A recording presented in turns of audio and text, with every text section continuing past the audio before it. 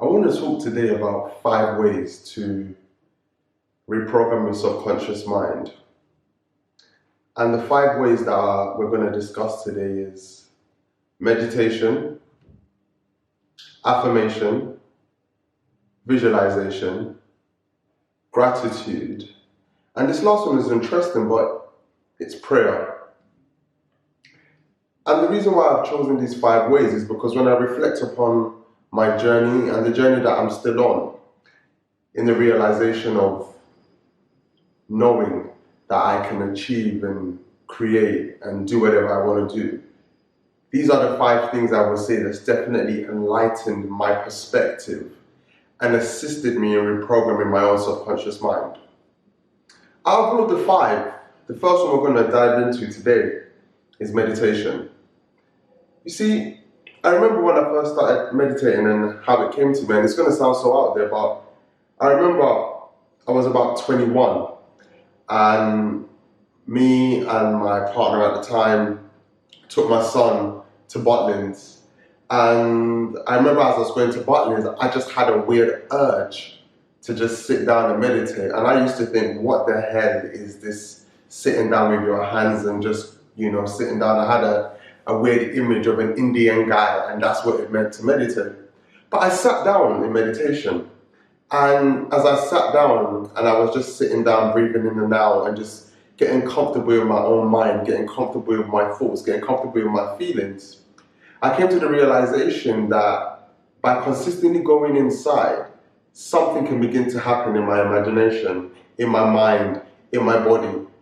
And not only did that happen, if I recall correctly, that situation that happened that day, or that event, I remember sitting down in meditation, opening my eyes, and there was orbs everywhere, and I thought, oh my God, what the hell have I done? Have I drunken something? Have I done something? Have I hyperventilated? Have I made myself go crazy? But that experience stayed with me for a very long time. And then I forgot about it, and then I remember in about 3-4 years ago, I took it up as a daily practice. And how I first of all started to meditate was I used an app called Headspace, and Andy Podicom took me through a series of exercises, I would say, to begin to assist me in becoming comfortable with my mind and understanding that there's a relationship between your thoughts, your feelings, and your actions. And I did that for a while, and to be honest, I've meditated every day since then, and that's nearly 4 years ago, and I've never missed a day. And the reason why I feel meditation is really important in being able to reprogram your subconscious mind is because when you begin to become comfortable with your thoughts and your feelings, you begin to become aware that maybe, just maybe, you aren't your thoughts. And just maybe that your feelings are a manifestation of how your thoughts are working. And once you can begin to make this distinction between how you feel and how you think, you might begin to realize that maybe you're not your thoughts. And that's when you can begin to reprogram your mind, because you begin to realize that your thoughts are a byproduct of your daily experiences. Estimation says that roughly you have about 60,000 thoughts in a day. So if you think about it, can you really identify those 60,000 thoughts and say that you're all of those thoughts? Well, I know that I can't. So meditation was something that was really, really big in beginning to allow me to come into my own authority, that actually I am more than my thoughts, I'm more than my feelings. And once I was able to begin to kind of have a relationship with it through meditation, I began to reprogram my mind. But the reprogramming of the mind that occurred with meditation was realizing that actually, if my thoughts are a byproduct of my life experiences, if I change my life experiences, can I have new thoughts? And this is where the second point comes in, on another skill that I use to reprogram my subconscious mind. Visualization. I've made a video about that, you definitely see it on the link below. But that was really powerful for me, because I began to realize through visualization that if I can meditate and bring my conscious awareness really down and begin to go into the depths of my mind, I can begin to create a brand new reality in my imagination. So I'll give an example. I remember at one point I had a really weird relationship with money, where money was something that no matter how much I wanted it, no matter how much I desired it, it would disappear. So I began to visualize that I have a good relationship with money, and I can spend money freely. And I could spend money as much as that is required of me to spend to be able to do what I needed to do.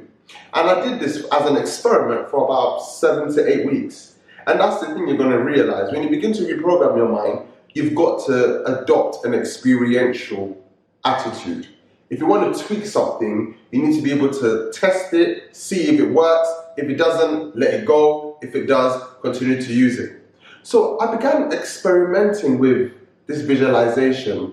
I was using a visualization by Mind Valley, and it was a visualization where you got into the feeling of what it will feel like to be comfortable financially, to have enough. And I would really do it, really get into it, really feel it. But on a neurological level, I began to realize that I was rewiring my mind. And I'll give an example of how I know that this visualization works for me. So I was planning on going on holiday, and usually I would have a problem spending a big amount of money. Like, I would find it difficult to do it. And it's something I've always found difficult to do. If there's a certain amount of money that I need to spend, I go into a sort of resistance with it. But this time, I spent the money. There was no problem, there was no issue. I literally spent the money, and I knew straight away that actually maybe I've been able to tweak the way my mind works when it comes to this topic. And this was supposed to go by following my visualization and having a good meditation practice. But the third point that I found worked for me personally, and this might work for you, might not work for you, I began using affirmations. Now, affirmations are a bit funny because for you to say to yourself in front of the mirror, I love myself, when you don't, it might be hard. And for you to create a series of affirmations that you want to become may be hard. But you've got to realize, as I was saying to you in the beginning, and this was the approach that I used to be able to allow my affirmations to work. So I give an example of an affirmation that I used. I am love. I am energy. I am free. And these were all the affirmations I used, but you've got to remember what I said. You see, when you have these thoughts in your head that you don't love yourself and you're not enough, you have to remember these are thoughts. And if you can start to become comfortable with meditation, you might come to a point in your meditation practice where you realize, actually, there's a gap between my thoughts and the next thoughts. And in the middle of that gap, we have a little spot called awareness. Now, if you can begin to identify and live from that spot of awareness, then when you begin to affirm from that spot, you begin to realize that every single thing you're saying that you are, or everything that you're saying that you want to be, it must surely occur. Because you're not actually talking from your mind. Never are you talking from the thoughts that you have on a regular basis. You're talking from that gap. So I found with myself personally, affirmations was something that really helped me. And I remember, I'll give an example. I used to have in my room a massive little sticker note of all of my affirmations. And each one, and I'd have a little mirror in the middle. And then I would look in the mirror and I would say each one. But I wouldn't just say it like, oh, I am love. No, I would really get into it like, I am love. You know, really feel it. Because at the end of the day, you're trying to reprogram your mind. So you've got to begin to understand that what you're saying that you are, or what you're saying you want to be, is definitely something that is there, but you're trying to bring it forth. The next thing that actually really assisted me in reprogramming my mind was gratitude. Now, there's this idea about gratitude and how it's important. And even on a psychological level, it's actually been proven that gratitude can assist people in increasing their moods. It can assist people in just fostering a better appreciation for life. And I remember at that time when I first started to practice gratitude, there was a book that was written by the secret people called The Magic. And it really focused on gratitude. And it was the first time I'd ever really played with this idea of gratitude. And I have to tell you guys, gratitude is potent. It is powerful. I cannot explain how it works.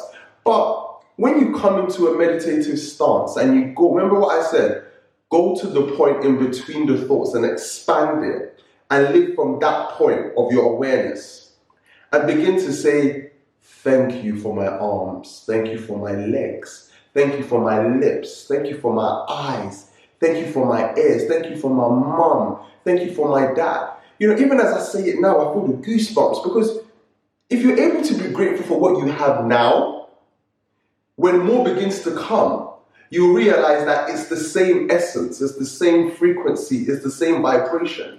And that was something that I found in my practice when I was doing it back then. And I remember, I think the challenge I did it for was about 28 days of pure gratitude. So every morning when I woke up, I would get a pen and paper and I would write my thank yous. Thank you for today. Thank you for how I want things to be. Thank you for life. And I promise you, gratitude is a secret key to unlocking things. People don't talk about gratitude enough. We talk about motivation, we talk about achievement, we talk about success. But gratitude was something that I found really helped me in reprogramming my mind. Because you see, if you want something from someone, when you go to them, you say, listen, can you please do this for me?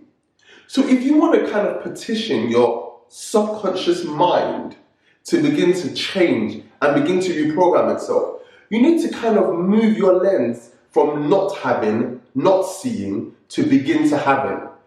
So I got into the daily practice every day of waking up and saying thank you. Saying thank you, that's just it. Thank you. Just in the morning, just thank you. And you can even start off really small. Just do something really small when you wake up in the morning. Just thank you. And when you say it from your heart, not your head.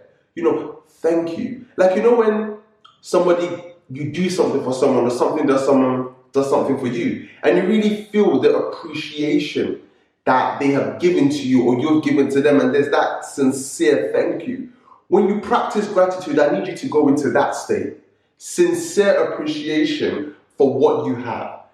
Sincere appreciation for the fact that you're just here. Like sometimes I just say thank you just because I am. Thank you because I exist. Thank you because I'm a part of this drama. Yes, it might look mad at times, but honestly, just being grateful. And it's really important that you take that one really serious. If you neglect everything else I say, gratitude is one to keep. But the fifth thing that I found was really powerful for me, and it might sound a bit weird, is prayer. Now, prayer is an interesting thing because prayer is different for everyone else. So I explain what prayer is to me. Prayer is me going into my heart center and asking to whatever it is that exists. So I'm going to put it like this. You can call it God, you can call it the Creator, but I pray to the intelligence that keeps my heart beating, keeps my body moving, keeps my mouth moving, keeps my lips going, keeps me allowed to touch my hand. That's the intelligence that I pray to. And whenever I ask from that intelligence for something that I want, something that I desire, as soon as I ask, I immediately go into receiving. And I think that's the secret part that people don't get about prayer. When you ask for something, expect it to be done. But of course, you know, prayer is something that I would say is very similar to when you're growing up. You have to start off small. You have to know the capacity of your ability to ask for something. So pray for something really tiny. Just try it tonight. Just pray for something tiny. Like I pray for a better day tomorrow. Or I pray to see something different. Something tiny. Start off small. Because you have to remember, if you haven't gotten used to something, or you haven't gotten used to practicing a skill, or making a muscle get bigger, it's not going to work. So when I did all of these things and I compiled it together, and trust me, I'm still on the journey with you. I'm nowhere near where I want to be, but I'm also a lot more further than I was. And I'm happy in this moment. But it's important to realize that when I did these 5 things, I can promise you the changes that I saw in my life were astronomical. Thank you so much.